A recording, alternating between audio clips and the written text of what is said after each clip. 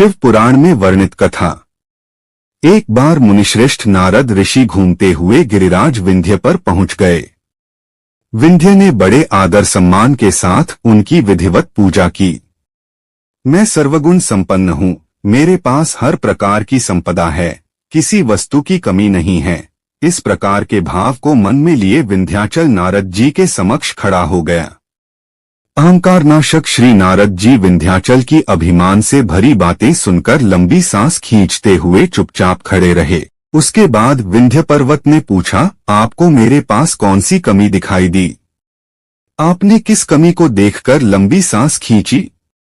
नारद जी ने विंध्याचल को बताया कि तुम्हारे पास सब कुछ है, किंतु मेरु पर्वत तुमसे बहुत ऊंचा है। उस पर्वत के शिखरों का विभाग देवताओं के लोकों तक पहुंचा हुआ है। मुझे लगता है कि तुम्हारे शिखर के भाग वहां तक कभी नहीं पहुंच पाएंगे। इस प्रकार कहकर नारद जी वहां से चले गए। उनकी बात सुनकर विंध्याचल को बहुत पछतावा हुआ। वह दुखी होकर मन ही मन शोक करने लगा। उसने निश्चय किया कि अब वह विश्वनाथ भगवान सदाशिव की आराधना और तपस्या करेगा। इस प्रकार विचार करने के बाद वह भगवान शंकर जी की सेवा में चला गया, जहां पर साक्षात ओंकार विद्यमान है। उस स्थान पर पहुंचकर उसने प्रसन्नता और प्रेम पूर्वक शिव की पार्थिव मूर्ति मिट्टी की शिवलिंग बनाई और 6 महीने तक लगातार उसके पूजन में तन्मय रहा। वह शंभु की आराधना पूजा के बाद निरंतर उनके ध्यान में तल्लीन हो गया और अपने स्थान से इधर उधर नहीं हुआ। उसकी कठोर तपस्या को देखकर भगवान शिव उस पर प्रसन्न हो गए।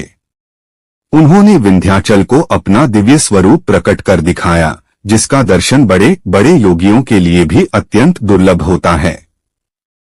सदाशिव भगवान प्रसन्नतापूर्वक विंध्याचल से बोले, विंध्य, मैं तुम पर बहुत प्रसन्न हूँ। मैं अपने भक्तों को उनका अभीष्ट वर प्रदान करता हूँ, इसलिए तुम वर मांगो। विंध्य ने कहा, देवेश्वर महेश, यदि आप मुझ पर प्रसन्न हैं तो भक्त वत्सल, हमारे कार्य की सिद्धि करने वाली वह अभीष्ट बुद्धि हमें प्रदान करें। विंध्य पर्वत की याचना को पूरा करते हुए भगवान शिव ने उससे कहा कि पर्वतराज, मैं तुम्हें वह उत्तम वर बुद्धि प्रदान करता हूँ। तुम जिस प्रकार का काम करना चाहो वैसा कर सकते हो। मेरा आशीर्वाद तुम्हारे साथ है। भगवान शिव ने जब विंध्य को उत्तम वर दे दिया, उसी समय देवगण तथा शुद्ध बुद्धि और निर्मल चित्त वाले कुछ ऋषिगण भी वहां आ गए। उन्होंने भी भगवान शंकर जी की विधिवत पूजा की और उनकी स्तुति करने के बाद उनसे कहा, प्रभु, आप हमेशा के लिए यहाँ स्थिर होकर निवास करें। देवताओं की बात से महेश्वर भगवान शिव को बड़ी प्रसन्नता हुई। लोगों को सुख पहुंचाने वाले परमेश्वर शिव ने उन ऋषियों तथा देवताओं की बात को प्रसन्नतापूर्वक स्वीकार कर लिया। वहां स्थित एक ही ओंकारलिंग 2 स्वरूपों में विभक्त हो गया। प्रणव के अंतर्गत जो सदाशिव विद्यमान हुए, उन्हें ओंकार नाम से जाना जाता है। इसी प्रकार पार्थिव मूर्ति में जो ज्योति प्रतिष्ठित हुई थी, वह परमेश्वर लिंग के नाम से विख्यात हुई। परमेश्वर लिंग को ही अमलेश्वर भी कहा जाता है। इस प्रकार भक्तजनों को अभीष्ट फल प्रदान करने वाले ओंकारेश्वर और परमेश्वर नाम से शिव के ये ज्योतिर्लिंग जगत में प्रसिद्ध हुए।